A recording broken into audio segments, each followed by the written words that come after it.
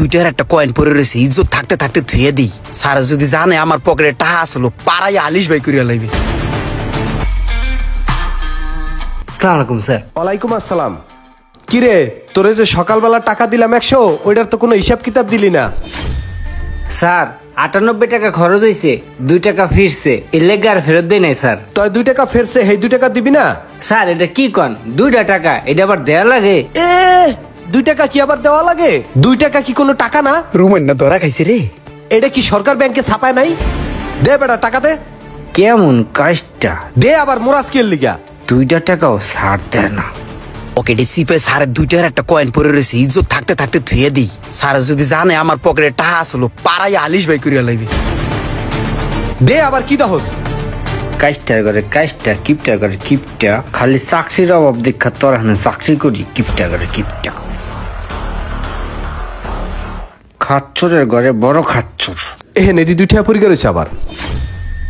Driver, জি sir. ব্যাংকে যাও, 10 লাখ টাকা জমা দিতে হবে। জি স্যার।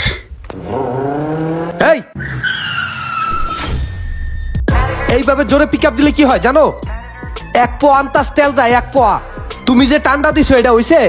গাড়ি চালাবা স্মুথ ভাবে। জি স্যার, সরি স্যার।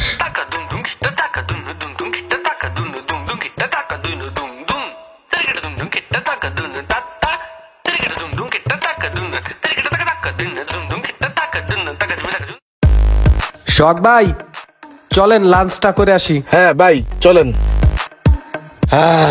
আজকে গরিব বললা খিদে লাগে না। ভাই ওই হোটেলের খাবারটা না অনেক ভালো, তাই আমি দুপুরে ওই জায়গায় লাঞ্চ করি। ভাই আমরা লাঞ্চ করব, আপনার ড্রাইভারটা লাঞ্চ করবে না? ও ড্রাইভার মানুষ, ও বাসাই করে নিবে না। ঠিক আছে চলেন। ওই যে আসতে আসছে নবপদ্ম, পেটটা টান করিয়া এই দিক দিয়ে আমার পেটের ভিতরে শিখে দৌড়ায়।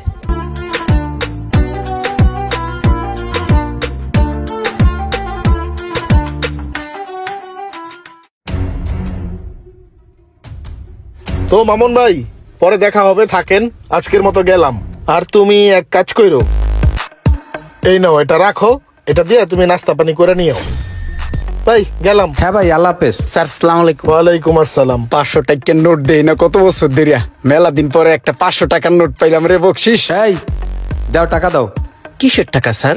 এই যে সোহাগ ভাই তোমারে বকশিসের টাকা দিল, এই টাকা তুমি আমারে দেবা না? স্যার এটা তো আমার বকশিস দিয়ে গেছে, আপনার হলো কেমনে? তুমি চাকরি করো আমার, বেতন দেই আমি, বকশিস তোমার হয় কেমনে? দাও, যাও গাড়ি তোড়ো। কোন জুস কোন কার মন ডাইসা ধরিয়া টাসার মারি। এই রোমান হন, একটা জিনিস আমার কাছে খুব খারাপ লাগছে, এই স্যারের ব্যবহার আর এই খাসনামি একদম সহ্য হইতেছে না। আজকে বেটা আমার সোহাগ স্যারে 500 টাকা বকশিস দিছে, হে থাবা মাইরা আমার হাতে তেইটা লয়ে গেছে বেটা। স্যারের লিগে আমরা কত কি না করি, এত সৎ হইয়া এত সৎ ভাবে আমরা চলি, কিন্তু লাভ কি?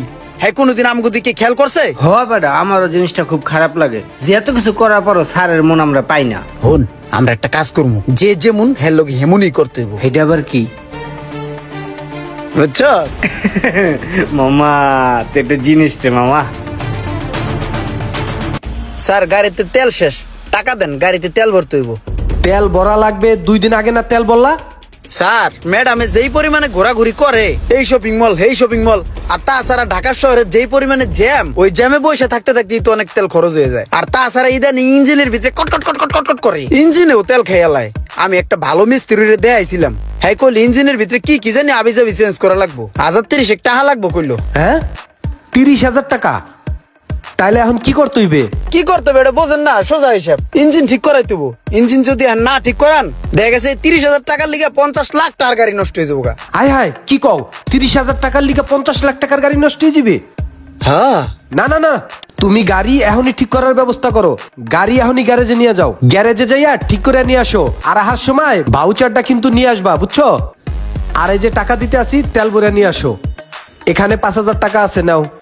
জি স্যার, আসসালামু আলাইকুম। ওয়ালাইকুম আসসালাম।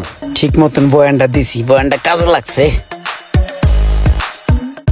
সিদ্দিক ভাই কি গ্যারেজে আসেনি? ওই যে দেখা যাইতেছে।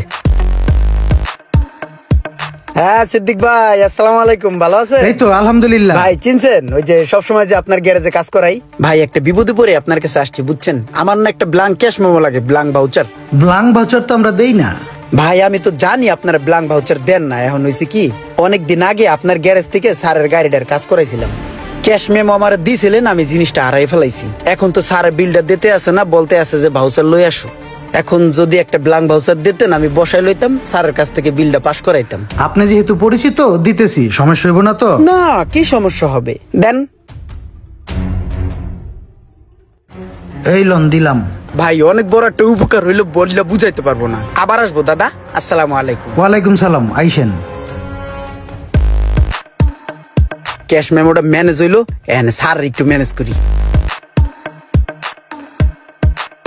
হ্যালো, স্যার আসসালামু আলাইকুম। ওয়ালাইকুম আসসালাম। স্যার ওই যে গাড়ি দেখাইছি গ্যারেজে, বুঝছেন, এখন তারা বলতে আছে গাড়ির ভিতরের অবস্থা খুবই খারাপ, খুবই ক্রিটিক্যাল অবস্থা। এখন বিল আসবে 32,500 টাকা বলছে, এখন কি করব?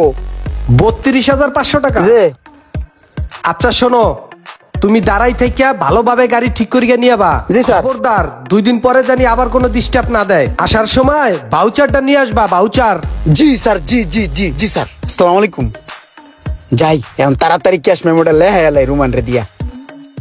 ওই বেটা এদিকে এদিকে এদিকে, এত তাড়াহুড়ো করে হ্যাঁ লিখে ধান্দা করতেইব। আমি তত ভালো লেহা পরে জানি না, আমি কিছু জিনিসের কথা কয়ে দিই, তুই এই মেমোর ভিতরে সুন্দর করে লেখে দিবি, বুঝছস?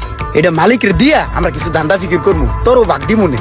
মামা দেরি করিস না, তাড়াতাড়ি লেখ লেখ লেখ। দে লেহি। বল কি লিখবো? তুই প্রথমে লেখ বাটারফ্লাই চেঞ্জ, বাটারফ্লাই চেঞ্জ 13,000 টাকা। 13,000 টাকা। তারপর লেখ হইলো 6টা ইনজেক্টর, 6টা চেঞ্জ চেঞ্জ। ইনজেক্টর চেঞ্জ বহ 8 না 9,000 টাকা, 9,000 টাকা। আরো 9,000।